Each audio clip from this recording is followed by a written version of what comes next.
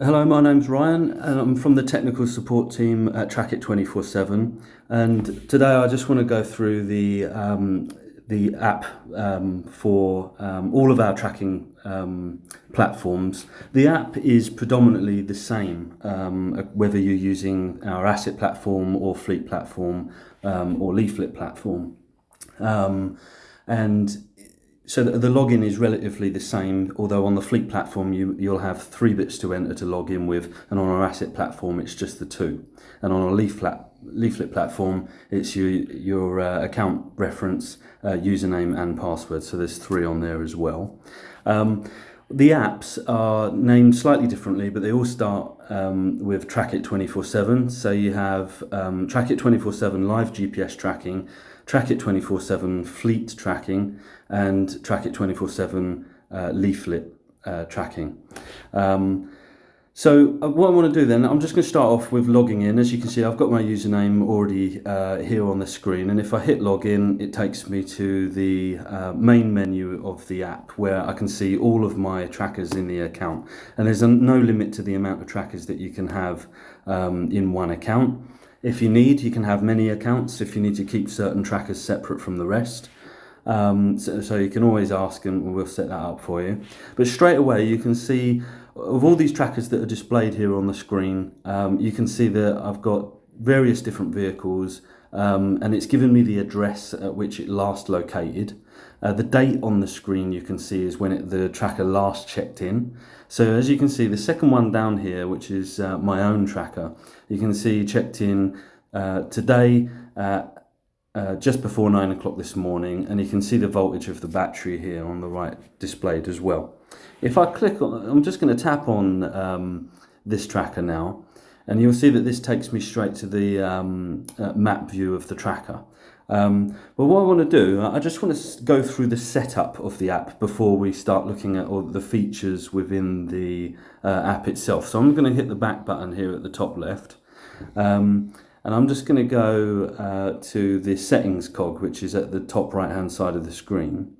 And when I tap on that, you can see I've got a couple of options here. So I've got account settings, change password, push settings, fences, and clear icon cache. Now, the first thing I want to do is set up the push settings, right? Because when you've got your tracker fitted, you're going to want the alerts feature switched on straight away for security. And usually for a typical car or plant machinery or van or anything, any typical sort of vehicle, you're going to want fence alerts, motion and power. Unless you're using a leaflet tracker. In fact, I don't think the SOS panic alerts isn't a feature that we're going to use under any circumstances, so that can all be switched off. And unless you've got plant machinery with other inputs or outputs, then we're not going to use the inputs alerts here either. And the tilt alerts is for some of our other battery powered trackers, which I'm not going to do on this video. But now these are all switched on. It's worth mentioning actually that when you install the app for the first time, the app will ask for permission to see your location, and that the only reason it's asking for that is so that when you're looking at the map, there'll be a blue dot showing where you are or where your phone is, and then obviously you'll have the icons dotted around the map for where your vehicles are or your assets at least. The option to press when that is displayed is to allow while using the app. As long as you press that, then the app will show you your location as well as your assets. So cool, now we've got these 3 set up, switched on here. I'm just going to go back again and just go to account settings, where these are general, and to be honest, unless you're using your trackers abroad, you shouldn't really need to change anything in here, but it's just unit speed in miles per hour, the date format and the language of the app. So again, I'm just going to go back out. Offences, I'm going to come back to this later, but we'll cover that, setting up a fence and how to use them. Again, I'm just going to hit the back button and go back to the main menu. So now, I'm just going to click on one of my trackers here, and as you can see, I'm going to zoom in a bit so it's a bit clearer. And what I'm going to do now, I'm just going to run through what you see on the screen here. So straight away you can see there's an arm button here at the top left highlighted in red. And that's because the vehicle is not armed at the minute, showing in red. If I tap it, it will ask, are you sure? And then I press yes and the button goes green. And now the button has gone green, that means that the vehicle is armed. And what that means is that I now expect this vehicle not to move. So if it does start to move, it will give me a one-time only alert for motion. And obviously, as you saw on the previous screens, we've turned the motion alerts on now. So if this vehicle started to move, I'd get a push notification come through on the app, alerting me that my vehicle is now moving, when it shouldn't be. You would probably use this feature if you were going away on holiday and you were leaving your vehicle parked up somewhere for several days. You wouldn't necessarily use this every night, but you could if you wanted. Okay, I'm just going to disarm it again. And the next button along is like a compass looking button. Now what this is essentially what do I want to focus on the screen, and it's color coded. So at the minute it's green, and that means I want to track where the vehicle is. So if the vehicle moves, then the screen on the phone will follow. If I want to know or get the map to jump to where I am, as in the blue dot, which you can see is here on screen, then I can change it and it goes blue, and that means that the map is now not focusing on where the vehicle is anymore, it's focusing on where I am. And if I press it again, it goes red, and that means it's not focusing on anything anymore. So that means I'm freely able to move around the map, and the screen isn't going to pull me back to where the vehicle is or where I moved to anymore. So I'm going to leave it on green because I'm more interested in where the vehicle is rather than where I am. So, and the next button across is this satellite button here, which when you press, obviously we're using Google Maps, and it will change the view from satellite to Earth. So now you can see we've got it. Yeah, to be honest, I prefer it this way. It's a bit clearer, but you might prefer it the other way, and you can just tap it and it goes back. The next button along is this traffic light looking button, and when I press this will give us the traffic updates or live sort of traffic conditions of the main roads. So again, this information is pulled from Google. If it's roads are green, meaning that they're clear, red, meaning that they're busy. And again, when it's greyed out, it's off, and when it's white, it's on. The next button across is routing. So with routing, this at the minute, you can see that we're tracking where this vehicle is. And if I press the routing button, that'll actually open the Google Maps app instead, and actually, let you, as if you were in the car and you wanted to start a journey to wherever that location is. So it puts that location on the map, and then you can track how far you are away from it, or whatever you want to do. But that'll open up your routing or Google Maps as if you want to actually start a journey and navigate your way there. Okay. Just so going back to the app then, so that's and the last button there is the fences button, and that just hides and shows fences on the map. And as you can see, we've got a fence here already set up around our offices, which is highlighted in red. If I don't want to see them, or you're using quite a lot of fences, it can get messy on the page, so you can just hide it again. Okay, so that's all the buttons at the top of the screen. Now, if I just focus to the bottom of the screen here, you can see we've got SMS credits. These are, you use a credit every time you send a command to your tracker, which I'll come on to in a minute. And also, if you're using SMS alerts, then that every time you get an alert through text message, then that will cost a credit as well. Obviously, there's only 30 credits per tracker on your account. So it's not recommended to use SMS alerts for everything, because you could run out before the month's end when it resets. Moving a bit further down, you can see the address where the tracker last located. It gives you the full address, including postcode. And then below that is the actual coordinates of where your tracker last checked in. You can use these coordinates to look that up on Google Maps as well. And then moving further down, you can see the status of the tracker is sleeping. It will be sleeping because obviously the tracker hasn't moved for 4 or 8 hours. The date and time that the tracker last checked in at is displayed at the bottom there, so it gives you an exact time of when this located. If the date and time is today, then obviously you know the tracker's location is up to date. If you see that this date is several days behind, that might be because your tracker hasn't been used for a while or hasn't moved, and therefore it will be out of date until your tracker is on the move again. And you can see the GPS off at the bottom that you're seeing there is just telling you that the GPS module of the tracker is off, and again that is because your tracker isn't moving. As soon as your tracker is moving, then the status will change back to on. And you can see the voltage of the battery is displayed there at the bottom as well. So that's everything at the bottom of the screen, what's going on. Just to go to the very top of the screen now, where you've got this dark grey bar, you can see my name on this vehicle is here at the top, but I could change this to any other tracker if I wanted to, rather than going back to the main menu. But you can see I've got another settings button here, which allows you to set up an email address to get alerts from a tracker. You can change the name of the tracker here as well. If you're swapping a tracker out of one car to another, you could change the reg, and you can set when you want the alert for low battery. So if it's a battery powered tracker, you can set it as a percentage. If it's a wired tracker, then you set it in millivolts. So 10,000 millivolts being 10 volts is what we'd recommend for most cars, vans, and plant machinery. And then obviously if the voltage does go below 10 volts, then you'll get an alert come through in whatever method you've chosen. Same with the fence alerts as well, which I'm going to come on to in a sec.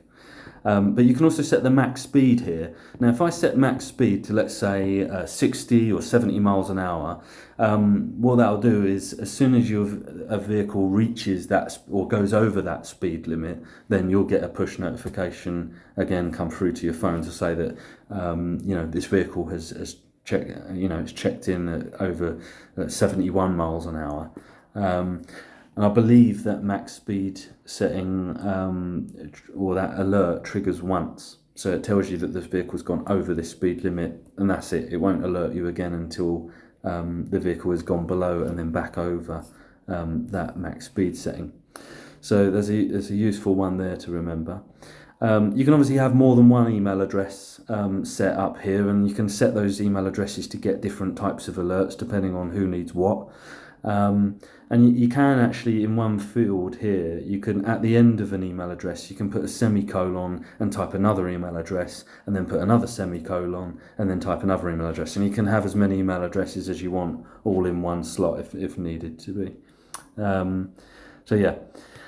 Okay, so that's those alerts. If I just go back there, you can see now next to the settings button is like this. It looks like a train track, or almost looks a bit like a ladder, really, icon. And this is displaying the history of where your tracker's been on a given day. So I'm just going to let me just go back to my own tracker here. And if I do press the history button here and just select today, I'm going to leave it for today's date only. I'm only interested in what's happened today. But it's worth mentioning you can go back a whole year. So you can go back a whole year and see where your tracker has been on any given day, going back an entire year. But I'm going to just leave it for today and press OK. And now it shows you the route that this tracker's taken for today. And if I zoom in and I press any one of these checkpoints, then it will give you the speed that you're going at the time, the date and time of when this area was visited, and the full address of where that vehicle was at the time.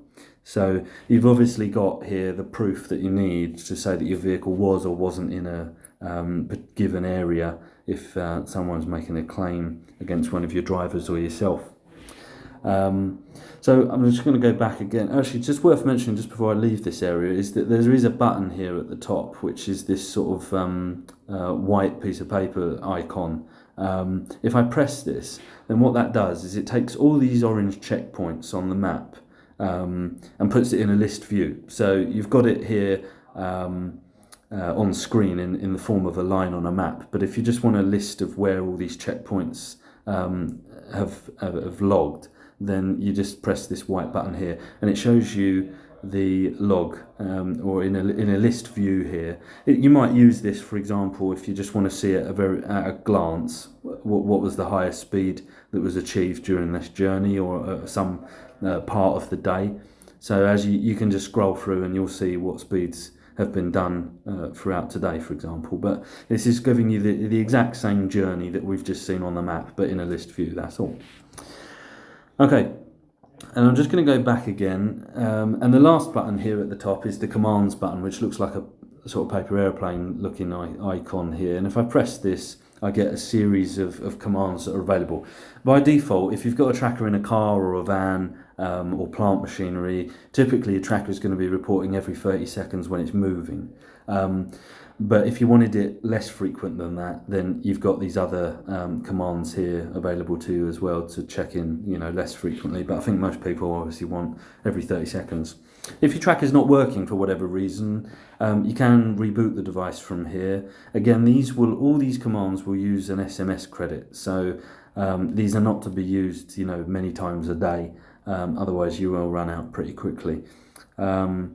So yeah, you have reboot, and you also have locate me now. You might want to do this because your vehicle's been parked up for several days, and you might just want the tracker to refresh and just make sure that the current location is still there. And you can do that through the locate me now command. And if you've got an immobilizer relay fitted to your vehicle with your tracker, then you can immobilize and mobilize the vehicle from here as well.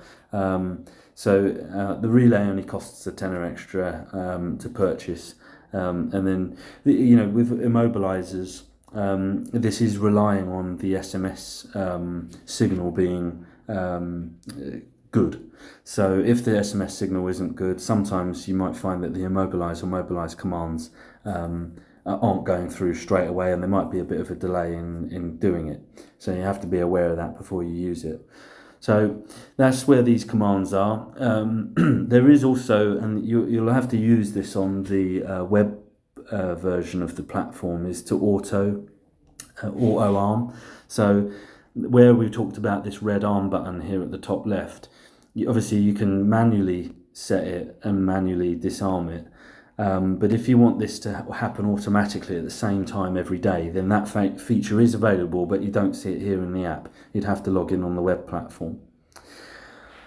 Okay, all right, so we've gone through all the buttons there. Now, the bit I just want to show you, which is sort of outside of this screen, is the zones functionality. So I'm just going to go back, and I'm going to go back into the settings button here on the main menu. And I'm just going to click on fences. And I'm going to click on this white plus. So down here you can see where all the fences that we've currently got are set up. But if I want to create a new one, I'm going to click the white plus button, and just for ease in this demo, I'm going to pick circle. Right. Now, whereabouts are we going to put this zone? You can either hit search for a postcode, put a postcode in, and the map will jump to that area, and then you can draw your circle. I'm just going to use current location for ease this time. So as you can see, if I zoom in on the map now, you've got a circle already set up, and I can use the dots on the outside of the circle to stretch it out if I want to make it a bit larger or shrink it down to size. And once you've got your also it's worth mentioning, you can move the circle a bit if you wanted to, just by dragging the button or the little dot in the middle of the circle there. Yeah.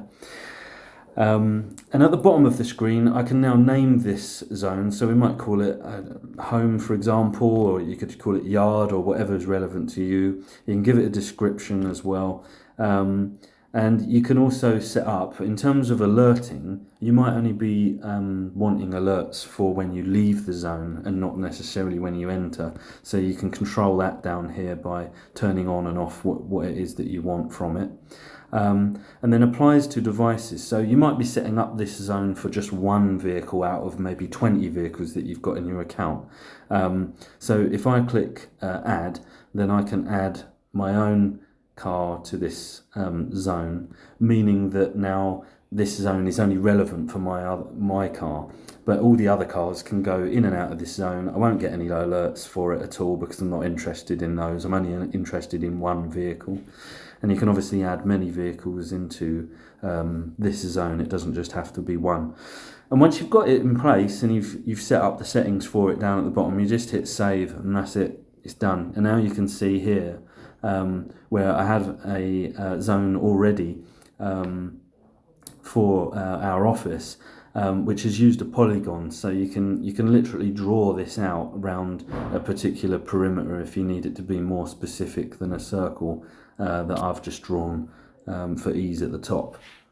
But that is how to set up a zone, and again, providing, as we saw at the beginning, as long as you've got the fence alerts switched on, then you will get a push notification for every time that particular vehicle goes in or out of this area. Okay, and just to sort of finish off then, we'll put our contact details at the end of this video if you need any help. But we've gone through all of the features that are available there in the app. There are some features which are not available in the app, but are available on the web platform. You know, if you need any help with that, then you can reach out to us. But that's it. That's all I wanted to cover on this video was just the general use of the app. The apps, like I say, there are 3 apps for in total, and they are all relatively the same. For Fleet, you will see that the push notifications are much more extended. There'll be about 20 different notifications that you can pick on the Fleet app. On the Asset app that we're using here, there's only a couple. And that's really the only vast sort of difference between those apps. Okay, and that's it. So I'll let you digest that. And if you, like I say, if you've got any questions, then you can reach out to us.